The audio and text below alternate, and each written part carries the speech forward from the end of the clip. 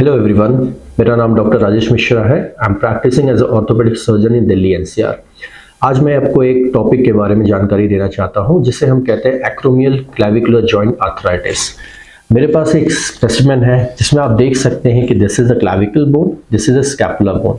इसका एक पार्ट होता है जिसे हम एक्रोमियन कहते हैं और ये क्लेविकल और ये एक्रोमियन जुड़ के एक्रोमियो क्लेविकुलर जॉइंट बनाते हैं with the help of some cartilage. ये चीज इसमें दो इंपॉर्टेंट लिगामेंट होता है, एक तो coracoacromial ligament and coracoclavicular ligament जो इसके इंटेग्रिटी को मेंटेन करता है। अब what are the causes of coracoacromial joint arthritis?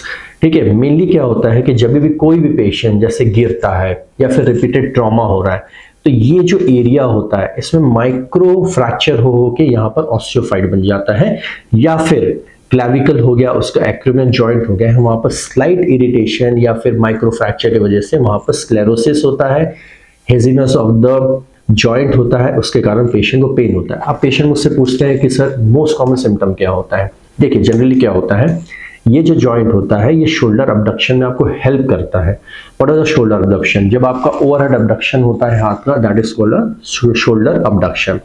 अब मोस्ट ऑफ द टाइम जब आप शोल्डर अबडक्शन करते हैं या फिर कोई वेट उठाते हैं उसमें आपको रेगुलर पेन होता है। तो what is the reason? This is the reason. अब हमें इसमें क्या करना चाहिए? जनरली फर्स्ट थिंग इज हमें अपने डॉक्टर को कंसल्ट करना चाहिए और एक एक्सरे करवाना चाहिए। जब आप एक्सरे करवाते हैं और डिजीज थोड़ा सा प्रोग्रेसिंग है तो आप थोड़ा सा यहाँ पर अपने जॉइंट के बीच में स्क्लेरोसिस देख सकते हैं। ड्यूरिंग एडवांस स्टेजेस आप ये देख सकते हैं कि आपका जो क्लेविकल पार्ट है वहां पर स्क्लेरोसिस हो चुका है, वो जॉइंट की इंटेग्रिटी डिस्टर्ब हो चुकी है, हेजीनेस हो चुका है, ये सब चीजें हो चुका है। अब आप मुझसे पूछेंगे व्हाट आर द ट्रीटमेंट?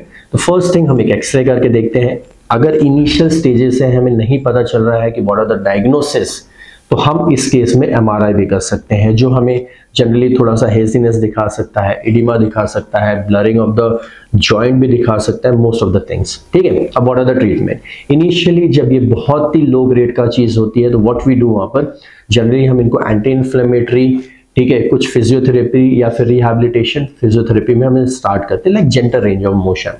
लेकिन जब पेशेंट हमारे पास बहुत ही एडवांस डिजीज में प्रोग्रेस करता है जहां पर पूरा ही जॉइंट डिस्ट्रॉय हो चुका है, ये हो चुका है, तो what we do, we select a procedure जिसमें हम ये भी कर सकते हैं वाया आर्थ्रोस्कोपी या फिर हम ओपन भी कर सकते हैं। What we have to do, just we have to remove small part of clavicle जिसके कारण मूवमेंट में रिस्ट्रिक्शंस हो रहा है। We remove that and gently we start the patient on the physiotherapy. Generally patient को फर्दर जो complication, उसमें कोई कॉम्प्लिकेशन होता नहीं है and patient easily resume the duty. So if you are suffering from this disease please consult your doctor. Thank you.